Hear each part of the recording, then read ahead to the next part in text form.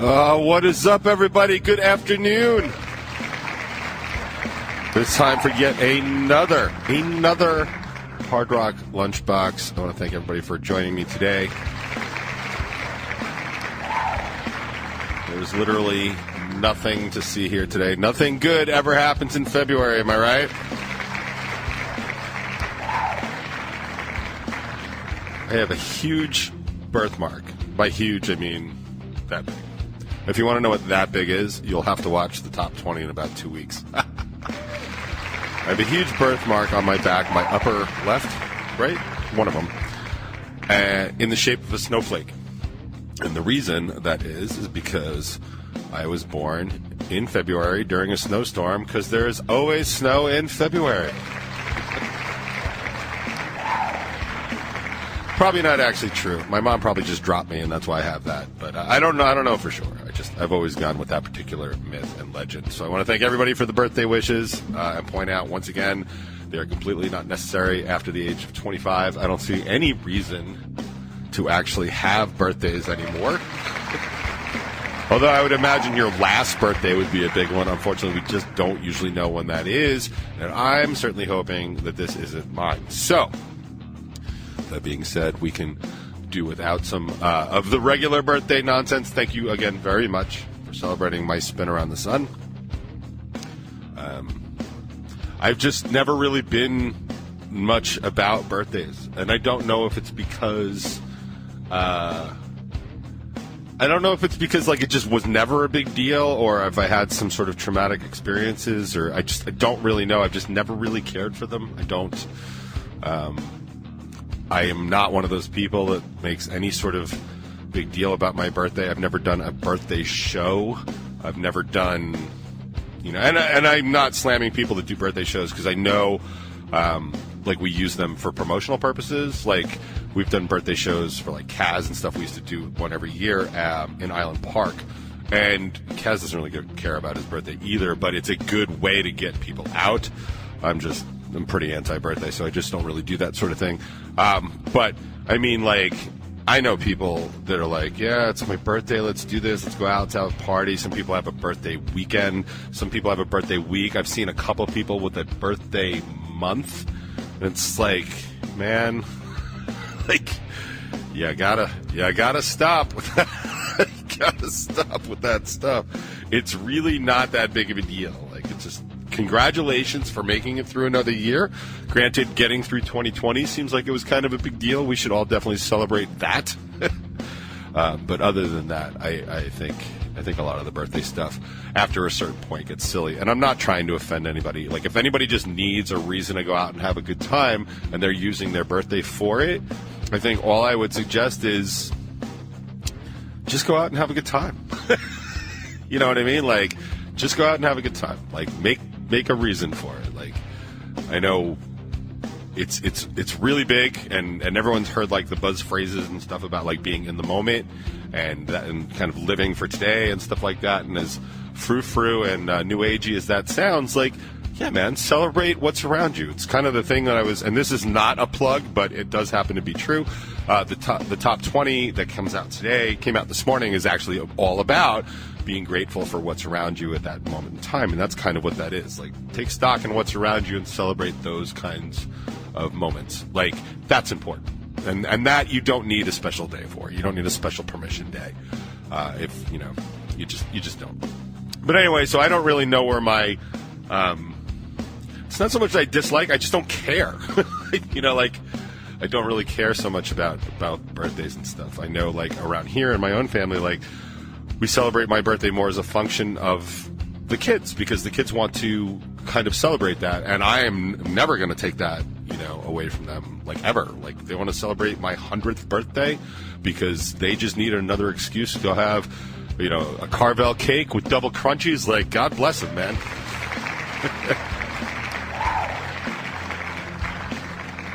There is never not a reason to have a Carvel cake with double crunchies. I remember my son's birthday is in March, and last year It's at the end of March. So the world had already stopped by the time his birthday rolled around, but not completely stopped. There were a couple things open. And one of the things that was open was the Carvel, the Asian-run Carvel over in South Huntington. And we walked in there, and we were like, hey, we need a chocolate crunchy cake. Do you have any? And it was like the store was empty, and it felt like business was probably already suffering. And he was like, oh, yeah, over here. Like, how many people? And we're like, 6. And we looked at it. It was like this small round cake. And we're like, you got anything bigger? He's like, this one, sort of 12. And I was like, how about this one? And this one's for like 16 people. We're like, yeah, we'll take that one. That's perfect. And he was like, I could just see it in his eyes. He's like, oh, I'm closing up early today. It was like a $45 cake and worth every goddamn penny, because when those 3 kids sit down in front of a giant Carvel cake with double crunchies, it's like, what are we even growing up for? It's like, that's the way to do it. Yeah, it wasn't quite a Cookie Puss cake. Miss Annie Stoic chiming in on the everyone's getting it here. Like, I see, like, ice cream cake, big deal. Yeah, the goat is here. Absolutely true. Thank you for everything. God, I do love this chat. It's so great. But yeah, so I guess that 8 minutes is enough about talking about birthdays that I don't care about all that much. So yeah, I did have some other stuff to talk about, but if you're anything like me, you catch the Bacon is My Podcast episode released every Monday at midnight, mid-morning. I don't even know. Would it be Sunday at midnight? No, it's Monday, like first thing in the morning. Like, I don't know. It's like that video thing. Like, I'm just stuck. Like, if it releases at Monday at 12 a.m., is that midnight? Is that Monday at midnight? Anybody? Chat? Where are you? Chat has no answers. Typical chat. Came out on Monday real early. So if you're anything like me, you do try and find a moment during the week to give that a listen and see what those 2 boys are up to. And I have not pulled a lot of clips from the show, mainly because I usually just say what it is that we're talking about. But something actually caught my ear specifically because it's something that Jimmy mentioned, and it's something that I do, and I want to address it. And I thought the only appropriate way to address it was actually on my show. Oh, Fudgy the Whale might be good. I'm cool with Fudgy the Whale. But this family tends to be like all double crunchies and stuff. It's like, I don't know. It just is. The family's a work in progress. But anyway, so here's a little excerpt from Bacon is My Podcast. If you don't know what that is, it's Jimmy and Mikey do a musical side project, although right now it seems like their main project, called Bacon is My Passion. But since they get together and work on that and end up talking for like an hour and change before, they decided to sort of turn that into a podcast, and that's basically what this is. So Bacon is My Passion does a podcast called Bacon is My Podcast, which of course is powered by Poddex, neither of which are powered by the Hard Rock Lunchbox, but they are supported, and I think that does kind of count. I'm getting pushback from the chat. Oh, okay, so it is midnight on Monday. So it has no relation to Sunday because it's 00. So it's the 00 of the Monday. That makes sense. Okay, I'll buy that explanation. The chat coming through. Thank you very much. So they were basically talking about how great each other were. And they're not wrong. They're absolutely. But they just sort of ended in this sort of love fest and then pointed it out, which I thought was interesting. But here's the clip, and then we'll talk about it on the box. Wow, what a love session that was. Yeah, right? It's great. I love you, man. I love you too, buddy. Those that are listening, never be afraid to tell your friends you love them. Yeah, we do that. We've been doing that a lot. Yeah. Huh? You know what, actually, I hate, and I'm going to say this right now, I hate. Here it is, right here. I understand it, but I hate it. I hate that, like, guy friends of mine, when we have, like, a moment like that, I go, man, I love you. I do this. A lot of them have to be like, yo, man, no homo, I love you too. Like, come on. I mean, it's abundantly clear that they're lying because they had to point that out. Exactly. Okay. I would like to dissect that in my defense in a new segment of the Top 20 I'd like to call...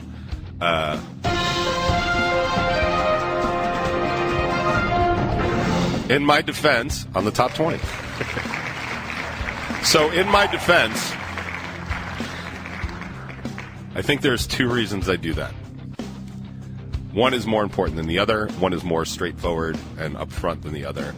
And then I'll get into the deeper one later if I'm emotionally stable enough to get into why that is. The first thing is, for those of you who don't know, I used to have a different version of this band. I had different members in the band, and my guitar player at the time, Matt Dower, was the first person I had ever heard it kind of used as a phrase as no homo. And if you knew Matt, like I'm already laughing hearing it in my head. It's been years, and I can still hear it crystal clear. But the reason that no homo stuck with me so much is because of one night. I know that sounds very salty and whatever. It's one night. We're playing, I think we were playing the Grand Fromage. Yes, the Big Cheese. We were playing in Atlantic City. I don't remember if it was the Fromage or the place on the other side. Regardless, usually when we would play Atlantic City, it was cheap enough to stay over at one of the Super 8s, because it was like Atlantic City, like on the White Horse Pike on the way out, like it's $50 to stay over, which meant, I didn't have to drive 3-4 hours or whatever to get home, which, I could easily just talk the band into. Like normally we would get paid that, so it would be kind of like a wash, and then whatever we sold in merch was like, but sometimes it was just really hard to drive home, and again, it was cheap enough for us to just sort of stay over, so we went.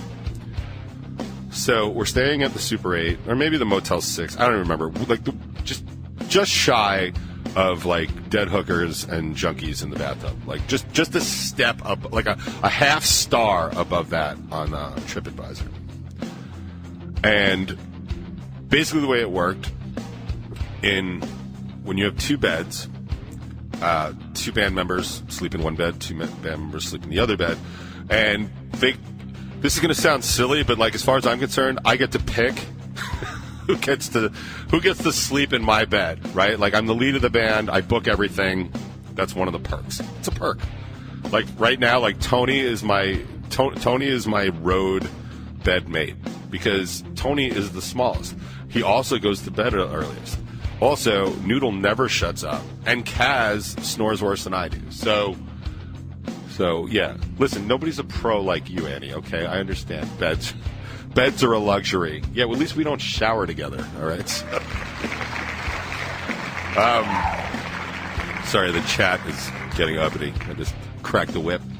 So anyway, back in that version, I used to, like, my drummer Mike was who I would share the bed with, and we would go like burrito style, like one mattress or whatever. I mean, one blanket just folded.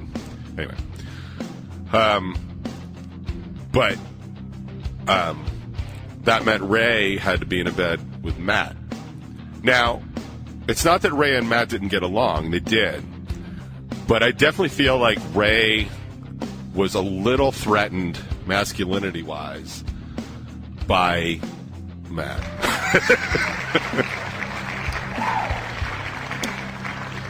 And, Ray is that typical South Shore, Seaford firefighter, and I don't want to say latently homosexual kind of thing, but like, there's a lot of that, right? Like, there's a lot of guy bro, detective bro stuff that goes on in a lot of different communities, and I find, and no offense to anybody that's offended, but in high, like, firemen, police officer, like, typical people that want you to think they're macho and manly kind of neighborhoods do a lot of that, like, right? Like, Bill Burr has, like, a whole joke about, like, why guys are afraid of being accused of gay. Like, I don't really care. Like, I'm not gay. I'm not. So it just doesn't much matter to me. My daughter regularly accuses me of being a transgendered female. I don't even know what she thinks. I just don't. So like I get it from all sides. No phrasing, no homo. But so we were there, and it was basically bedtime. Right? It was time to go to bed, and so I'm like getting my stuff together, and Mike's getting his stuff together, and Matt is laying in the other bed, and Ray is kind of sitting in a chair at the other side of the room, and Matt is in his tighty whities and his white wife beater, laying on the bed, kind of casually. I can't do it justice, but like if you were like casually laying on a bed, not sexually or seductively, but just casually, and he taps the bed next to him, like the space next to him on the bed. He's like, "Come to bed, Ray." No homo, just come to bed. And the thing of it was, the way he was dressed and positioned and the way he said it and tapped the bed could not have been more homo. And Ray just decided to sleep in the chair for the entire night, or at least most of the night. So that was the reason I go to no homo, because if I ever say no homo or hashtag it, I just want you to know it is one of my fondest memories of a very dear friend. And I can't help myself. It is just, I wish I could do it justice. Do you know, like when sometimes you wish you could DVR your brain, like that Black Mirror episode? Like, this is one of those times, because I just did an excellent job telling that story. And when I tell you I did not do it any justice at all, believe me, I didn't do it any justice at all. It was beautifully wonderful, and we had lots of stuff like that. But that is why I say no homo. Mostly. That is mostly the reason. To be fair, and to be fair to me and everything that's wrong with me mentally and psychologically and all those other things that mean the same thing, I have... It's not an intimacy issue. All right, this is going to sound sad. And it is in a way, but... Believe me, like I made it. You know, like I made it out of my childhood. But I am also from a childhood I was raised where I love you was not said. It was never said. Ever. It was never said to me as a child. It wasn't like signed to me in letters, even though like I would do like Love DJ and stuff like that. Like when I would do like birthday cards or whatever. The closest it ever came was my grandmother, who I grew up in my grandparents' house with my mom and my sister, Maggie. But the closest it came is that my grandmother would sign cards with like a couple of X's and O's, like that official grandmother hugs and kisses thing. Like I would get that. She would also every now and then call me Lovey. That was kind of one of her nicknames for me, but not usually. I mean, it was just kind of very casual and stuff. But that was as good as it got. Like my grandfather, never. He was the male adult raising me. Never once in his entire life did he tell me he loved me.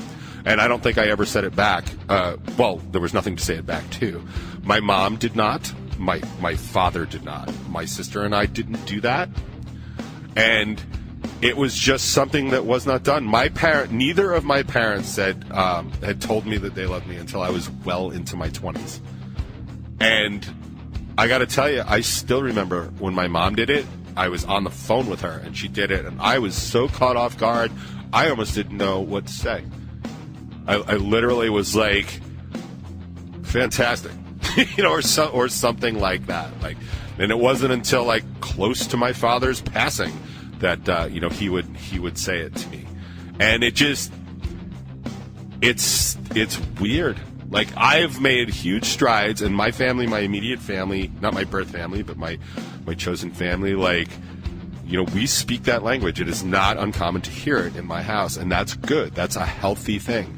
And I'm not saying that to point anything out about anybody else's situation. Like, it's just, it is what you make of it. And, like, how you kind of evolve out of those situations it says more about your character than it does about anything else. And that's fine. That's a good way to be. Like, my kids are not going to be on their radio shows, you know, when they turn 145 like I am today, and they are not going to be talking about how their parents never told them they love them. I tell my kids I love them all the time. Like, all the time. Like, I can't even get my daughter to not say it to me. It's like every couple of minutes. And I just, you know, I say it back. Like, and so they are going to be living that good life, and that's awesome for them. But it does pose this problem. Like, it's not something I readily say, you know? And some people are really quick with it. You know, some people are like, oh, I love you and stuff like that. Like, it's not. And it's not anybody's fault. It's just not some way that I grew up. So I become very, I become very, weird is not the right word, but I become very sort of stuck when people say it to me and it's unexpected. And it's not because it's not welcome. It's not because it's not deserved. It's not because it's not even reciprocated. I am better at saying it than responding to it. And I don't know what that is. But it definitely seems like, you know, I really do love you. Like, that's true and that's honest and stuff like that. But the moment I'm be like, hey, man, I love you too. Like, that sounds like you want to go out on a date a little bit? I'm kidding. Totally kidding. But, yeah. Sorry, Jimmy. I'm sorry that that's something that you hate that that one of your best friends does all the time. So, my bad. I will try and not do that. But do know, when I do slip up and do say no homo, it's because 99% because of Matt tapping the bed, beckoning Ray to bed. And it's just not something I can ever shake, nor, honestly, do I want to. Anyway, you should check out Bacon is My Podcast every Monday at midnight, I'm finding out, in the morning. Ugh, why do I have to keep saying that if it's Monday at midnight? Monday at midnight. If I said to you Monday at midnight, what time would you think to go? Yeah, you think later in Monday, not earlier in Monday. First thing in the morning on Monday, goddammit. Midnight 1 o'clock on Monday mornings. Check out Bacon is My Podcast. And while you're there, just check out whatever's up on the Strangerhood TV. Lots of good programming there, including the top 20, of which this nonsense will be in about roughly 2 weeks. That's what's up. Day to Remember has new music out. Did you know that? I did. I love those guys.